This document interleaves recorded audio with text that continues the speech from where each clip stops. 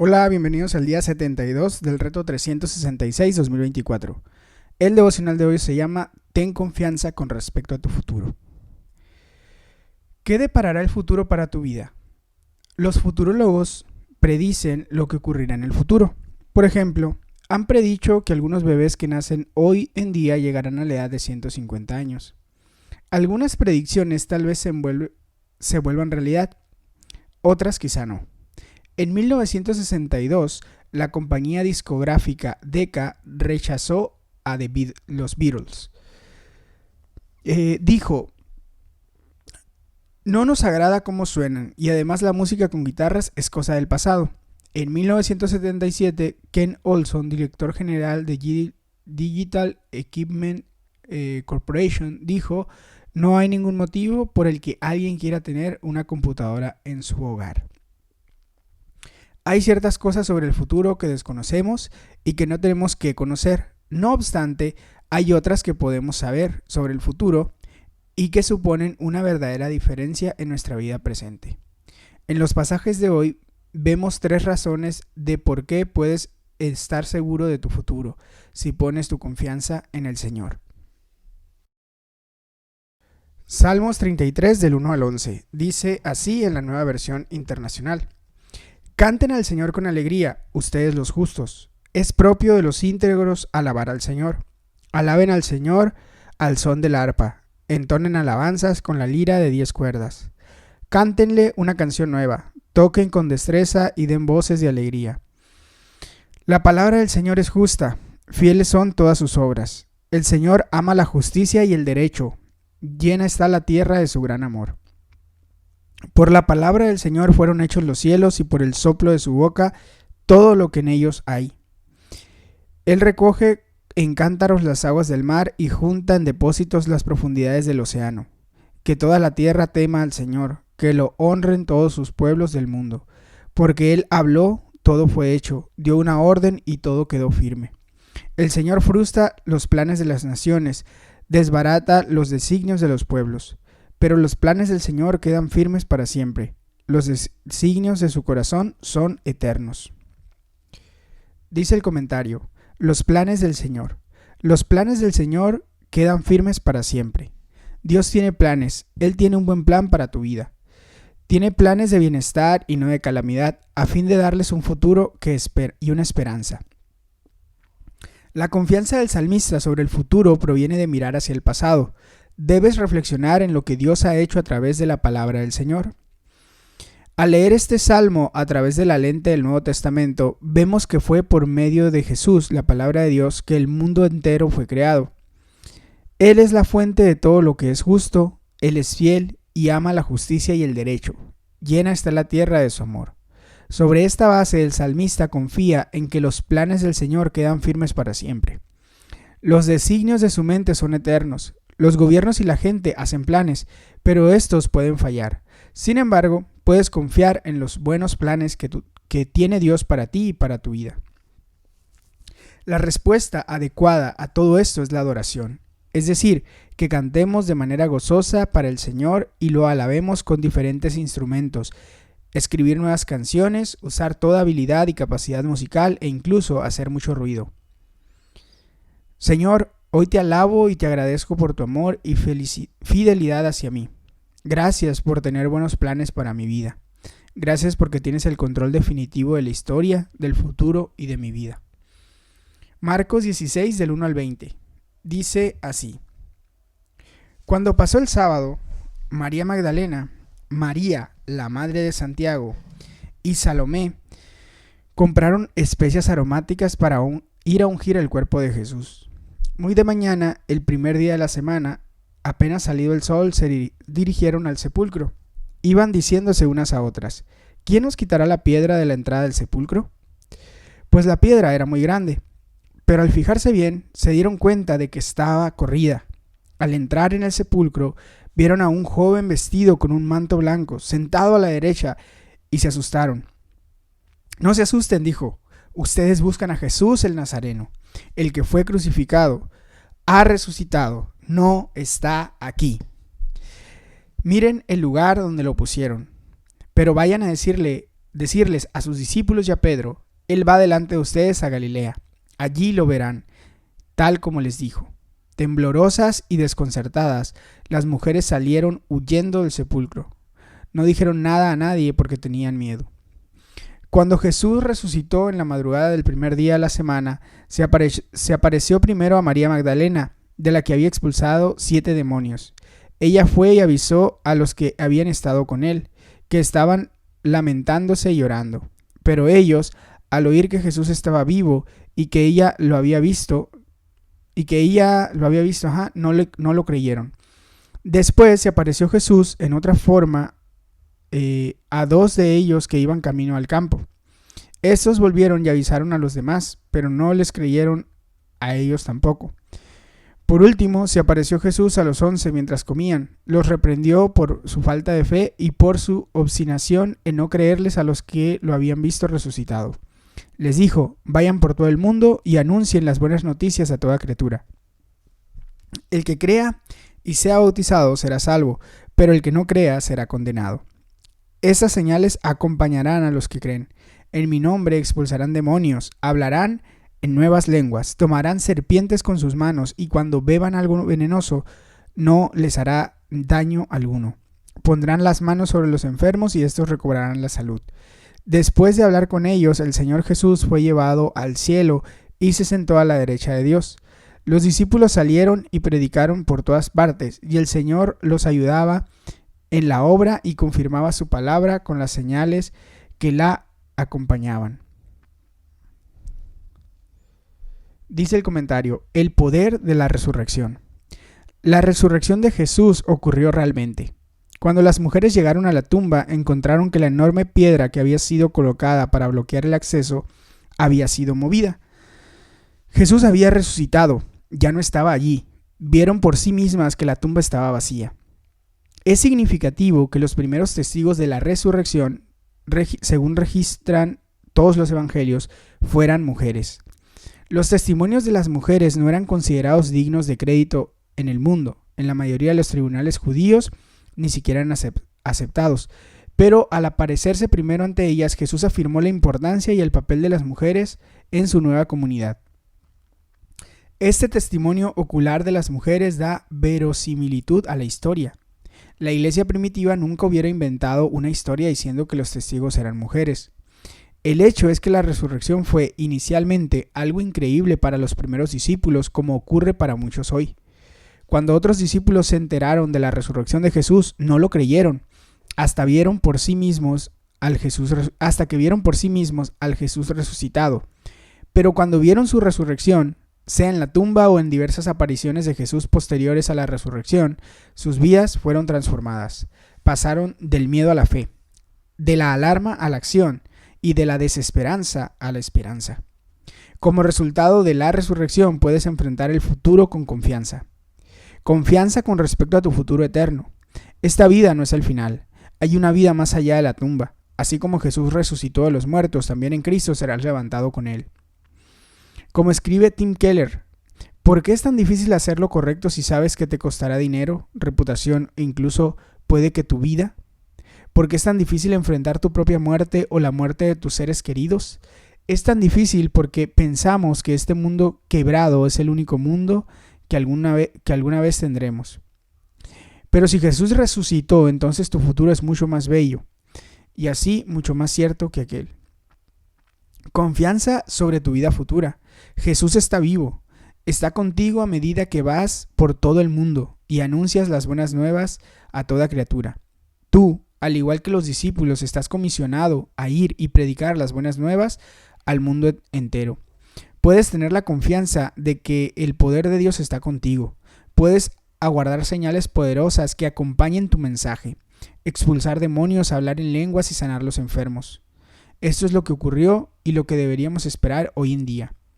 La sanidad, por ejemplo, no está confinada a quienes tengan el don especial, sino abierta a todos los que crean. Es Dios el que sana, pero Él te hace partícipe de sus planes. El Señor los ayudaba en la obra y confirmaba su palabra con las señales que la acompañaban.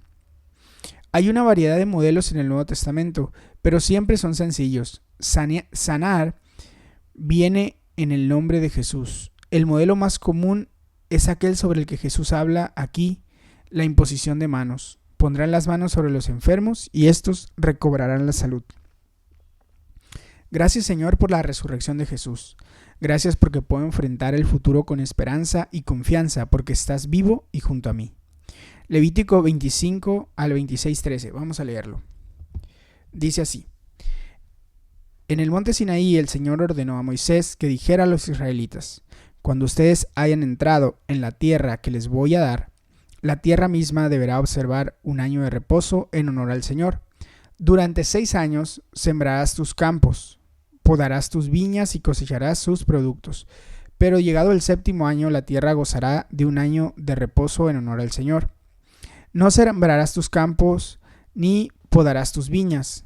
No segarás lo que haya brotado por sí mismo, ni vendimiarás las uvas de tus viñas no cultivadas. La tierra gozará de un año de completo reposo. Sin embargo, de todo lo que la tierra produzca durante ese año sabático, podrán comer no solo tú, sino también tu siervo y tu sierva, el jornalero y el residente temporal entre ustedes.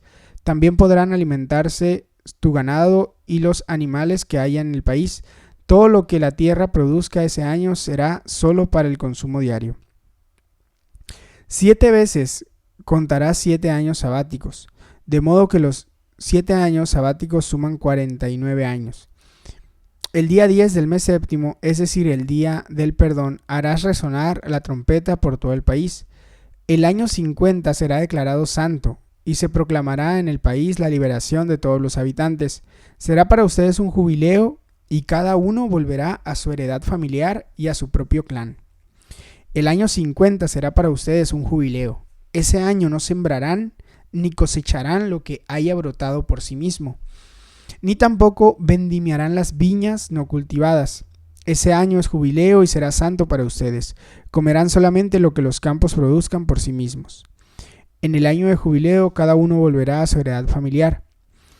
Si entre ustedes se realizan transacciones de compraventa, no se exploten los unos a los otros.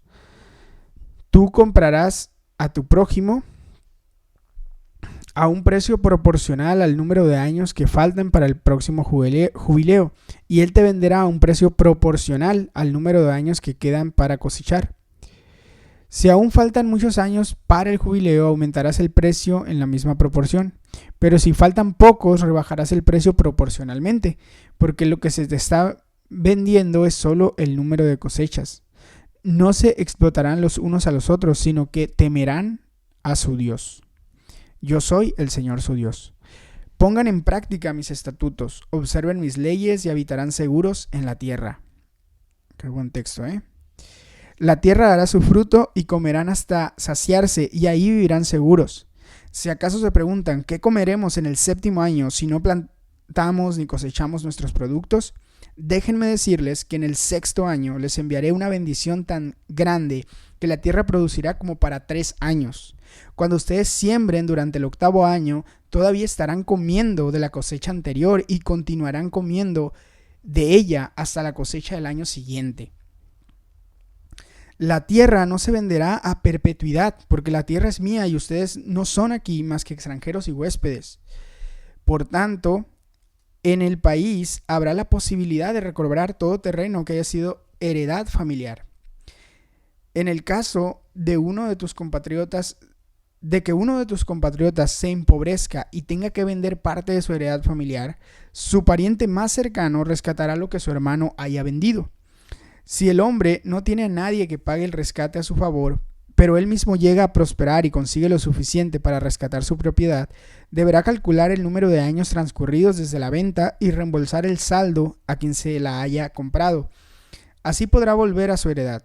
Pero si no consigue lo suficiente para rescatarla, la tierra quedará en posesión del comprador hasta el año del jubileo, cuando el que la vendió la recobrará y ésta volverá a su heredad familiar.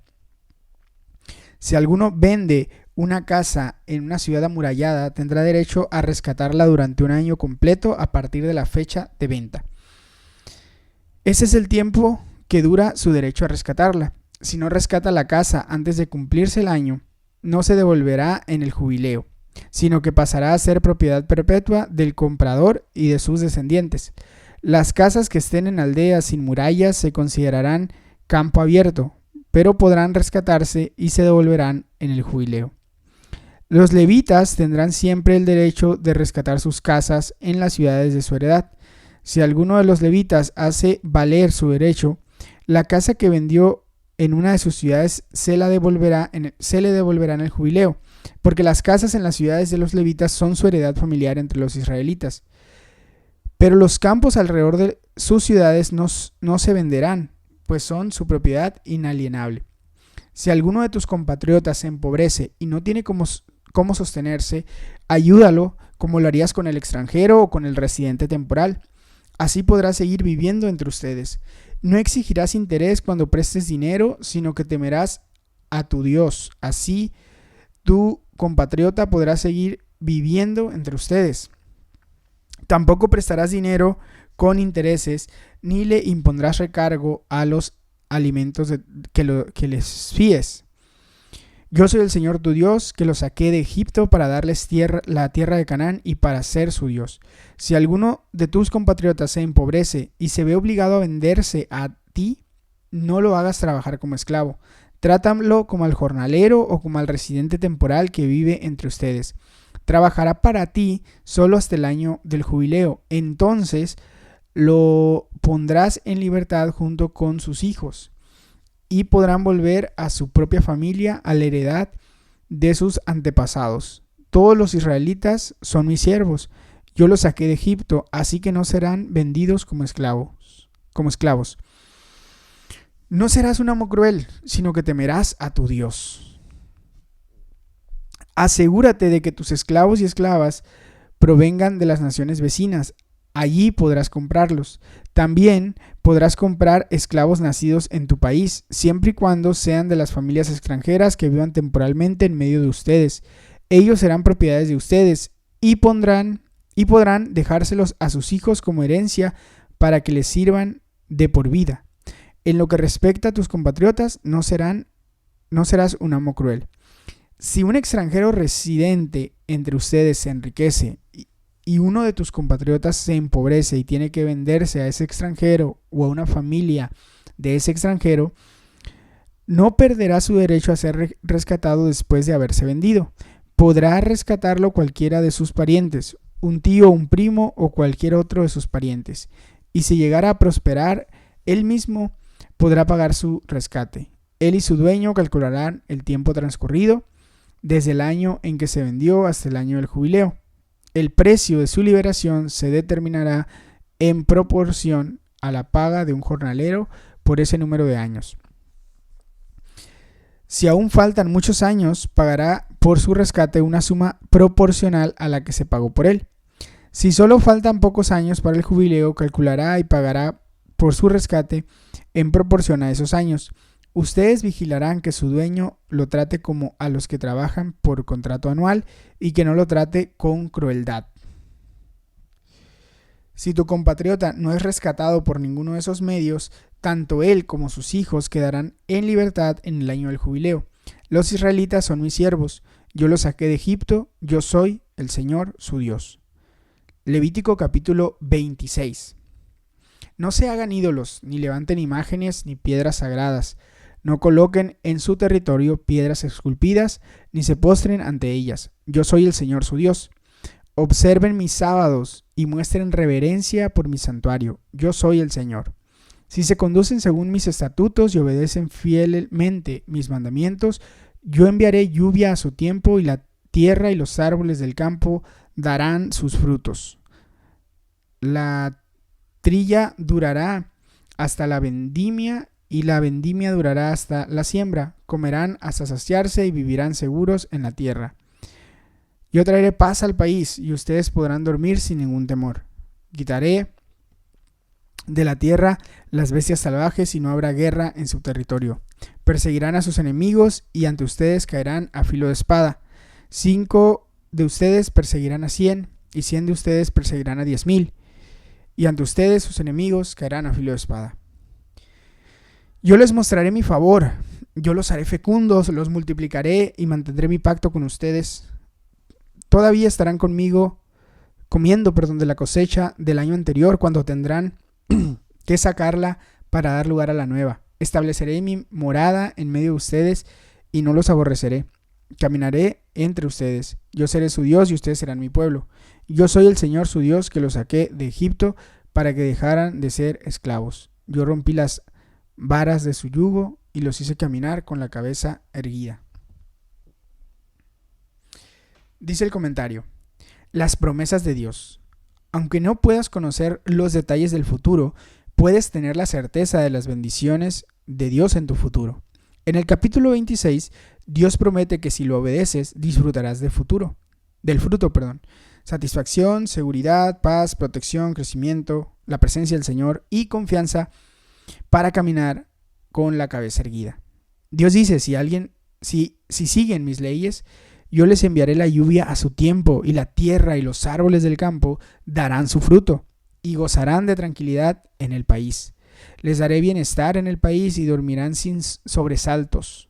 Los miraré a ustedes con buenos ojos y los haré crecer en número, y mantendré con ustedes mi alianza. Yo viviré entre ustedes y no los rechazaré. Constantemente andaré entre ustedes y seré su Dios, y ustedes serán mi pueblo. Yo rompí el yugo que pesaba sobre ustedes y los hice andar con la frente en alto. Este es el plan a largo plazo de Dios para tu futuro. Al buscar obedecer a Dios, tendrás que enfrentarte a pruebas y dificultades en esta vida, pero por medio de Jesús podrás disfrutar de algunas de estas bendiciones incluso en el ahora. En el capítulo 25 vemos algunas de las cosas que debemos hacer a fin de obedecer a Dios. Algunas, desde luego, son específicas para el antiguo Israel, pero otras aplican en todas las épocas. Me encanta lo que escribió Joyce Meyer sobre el año del jubileo, el cual se absolvían todas las deudas y los deudores eran perdonados y liberados. En Cristo, dice Joyce Meyer, cada día puede ser un año de jubileo. Podemos obtener el perdón de nuestros propios pecados continuamente a través del arrepentimiento y la fe en Jesucristo. Podemos disfrutar de un año de jubileo continuo. Nuestro problema es que o bien seguimos tratando de pagarle nuestras deudas al Señor, o bien seguimos tratando de cobrarnos las deudas de los demás. Así como Dios canceló nuestra deuda y nos perdonó, nosotros debemos cancelar las deudas de los demás y perdonarles lo que nos deban. La clave en este capítulo es: no se exploten los unos a los otros. No es suficiente con ser honestos, también debemos ser considerados. Esto es radicalmente distinto a la visión del mundo. El mundo admira a la persona que hace dinero, aunque sea de forma despiadada. Y puede que en cierto sentido sea exitosa, pero a Dios le importa cómo tratamos a los demás mucho más que los bienes que tenemos, y se preocupa en particular por cómo tratamos a los pobres. Solo somos administradores. El Señor dice: la tierra es mía, ustedes no son aquí más que forasteros y huéspedes. Así es como deberíamos relacionarnos con las pertenencias y las posesiones. Pertenecen a Dios, son un préstamo de su parte. Dios enseñaba a su pueblo que la riqueza no es una cosa permanente. Cuentas con lo que tienes por una razón determinada. Solo Dios posee los bienes de forma permanente. Gracias, Señor, por todas tus promesas de bendición. Gracias porque tienes un plan a largo plazo para mi futuro. Gracias porque un día seré resucitado con Cristo a una vida plena y eterna. Pipa añade: en un fin de semana alfa siempre se siente la presencia de Dios moviéndose entre su pueblo y revelándose a él. El versículo 13 dice: yo rompí las coyundas del yugo y los hice caminar con la cabeza erguida. Tiempo atrás, en uno de estos fines de semana, un joven me dijo que su temor se había ido y se le había quitado un peso de encima. Se le veía radiante, dice Pipa. Muy bien, hasta ahí llega el devocional del día de hoy. Te animo a que tomes un tiempo para reflexionar de manera personal y para orar.